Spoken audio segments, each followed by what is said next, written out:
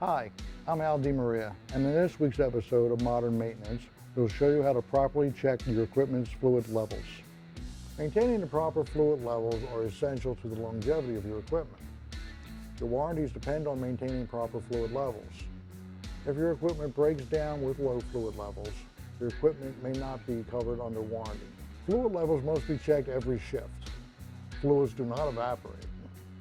If your levels are low, there may be a problem that should be addressed immediately.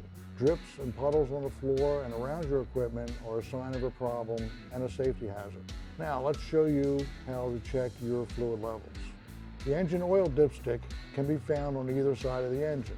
To check your oil level, pull the dipstick out.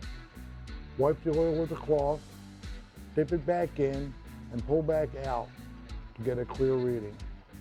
You can use the same procedure when checking transmission, hydraulic, and differential fluids. Fluid level must be within the two markings.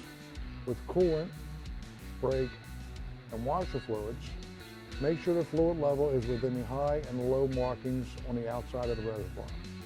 If you're experiencing improper fluid level issues or leaks, contact Modern at 1-800-8-MODERN.